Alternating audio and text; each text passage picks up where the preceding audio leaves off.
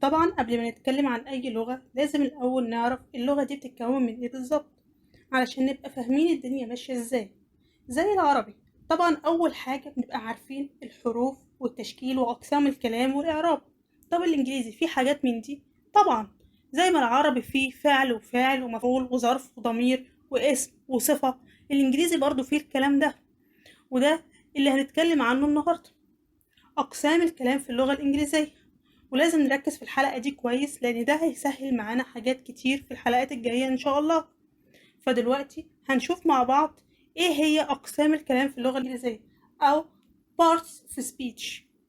وهي أول حاجة عندي noun الاسم، بعد كده عندي pronoun ضمير، بعد كده عندي adjective صفة، بعد كده الverb اللي هو الفعل، بعد كده عندي adverb اللي هو الحال أو ظرف الزمان وظرف المكان، بعد كده عندي preposition اللي هو حرف الجر، عندي بعد كده conjunction حروف العطف، وعندي interjection اللي هي كلمات التعجب.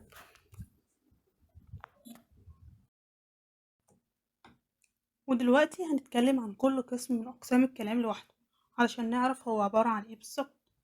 أول حاجة عندي الاسم noun، وده أي اسم خلقه ربنا، زي اسم الإنسان، زي مثلا جاك، سارة، أحمد، محمد، نهى، هبة، أي اسم. أو اسم مكان، زي اسم بلد، محافظة، كافيه، مطعم، زي ايجيبت يعني مصر، كايرو القاهرة. أو اسم الجماد، زي بوك كتاب، بن قلم جاف، أو أي جماد عندي. أو الحيوان، زي فيش سمكة، كات قطة، بيرد طائر، أو أي حيوان من فصيلة الحيوانات، أو طائر أو سمك أي حاجة. كل ده بيندرج عندي تحت الأسماء. بعد كده عندي الضمير pronoun، وفي كذا نوع من الضمائر هنبقى ناخدهم في حلقات جاية بالتفصيل، لكن حاليا احنا بناخد فكرة بس عشان نبقى فاهمين بعد كده تقسيمة الجمل هتبقى ازاي. عندي مثلا نوع من الضمائر اللي هي ضمائر الفاعل أو المفعول أو الملكية، وعندي صفات الملكية. كل دول بيندرجوا تحت الضمائر. طيب زي مين مثلا؟ زي I he she it they them us his her myself. بعد كده عندي الصفة adjective، ودي طبعا باينة من اسمها إنها بتوصف الاسم اللي عندي، يبقى أي كلمة بتوصف الاسم اللي بعدها تبقى صفة. زي مثلا كلمة happy سعيد، أو كلمة sad حزين، أو cold بارد، أو كلمة hot حار أو سخن.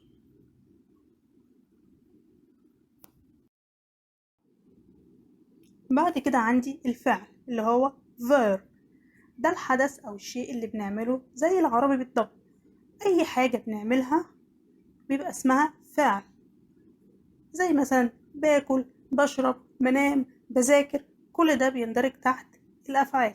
في الإنجليزي برضو في زي العربي الأفعال الماضي والمضارع والأمر نفس العربي بالظبط، زي مثلا play يلعب، study يذاكر، drink يشرب، think يفكر أو يعتقد.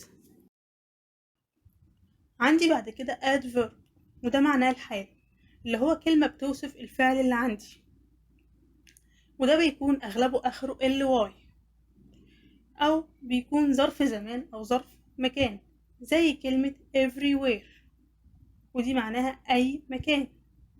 يبقى عندي هنا الادفيرب بيوصف الفعل، مش زي الصفة الادجكتيف بتوصف الاسم، لا بيوصف الفعل نفسه اللي احنا بنعمله. ودلوقتي هنشوف مثال نفهم منه اكتر، زي مثلا كلمة slowly ببطء، he walked slowly هو يمشي ببطء. هنا وصفنا هو ازاي بيمشي، يعني وصفنا العمل نفسه الفعل نفسه، هل هو بيمشي بسرعة ولا ببطء. تاني حاجة أو تاني كلمة عندي زي carefully بحذر، زي لما أقول he drives carefully، هو يقود بحذر. هنا وصفنا الفعل اللي هو بيقود السيارة مثلا، هو بيقودها ازاي أو بيسوقها ازاي، بيسوقها بسرعة، ببطء، بتهور، بحذر. تمام. عندي برضو كلمة quickly، بسرعة، زي لما أقول they walked quickly to catch the train، هم يمشون بسرعة ليلحقوا بالقطار. برضو وصفنا الفعل اللي هو يمشون، يعني شكل مشيهم ايه، هل بيمشوا بسرعة ولا ببطء.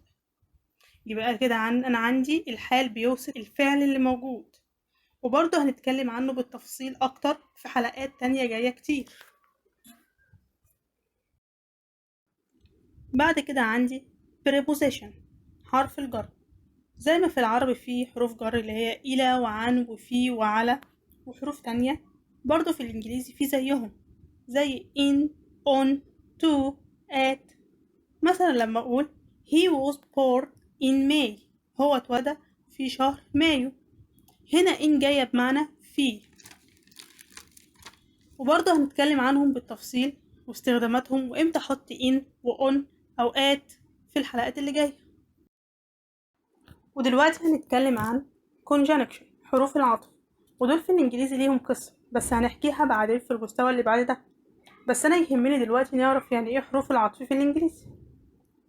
في الإنجليزي عندي فيه كلمات بتيجي ربط جمل مع بعضها علشان تبين نتيجة أو تظهر سبب أو تعطف جملة على جملة، زي كلمة and يعني و، but لكن، because لأن، so لذلك، or أو. وفي كلمات تانية كتير، لكن دلوقتي هناخد مثال عشان نفهم الدنيا كويس. مثلا I have got a home but I haven't got a car، أنا أملك بيت لكن لا أملك سيارة. هنا but جت علشان الجملة التانية هتكون عكس الأولى، يعني في الأولى أنا أملك الشيء لكن في التانية أنا لا أملكه.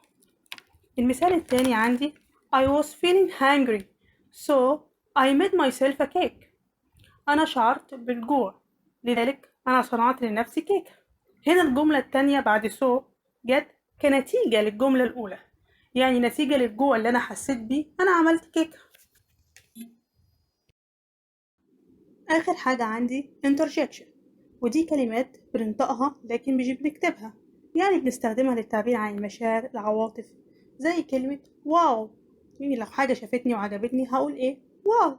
أو كلمة ouch، يعني اللي هي عندنا في العربي أي، حد خبطك أو حاجة وقول أي هنقول ouch. أو كلمة hey لما بننادي على حد اللي هي ياه عندنا. أو مثلا gosh. كل دي كلمات بننطقها لكن مش بنكتبها. في كلمات كتير بتندرج تحت الانترجكشن، ودي هنبقى نعمل لها حلقة لوحدها مخصوصة. وبكده يبقى انتهى درسنا النهاردة، فياريت متنسوش تتابعوا معايا الدروس الجديدة والمسابقات اللي هتتم على القناة وعلى الصفحات بتاعتي.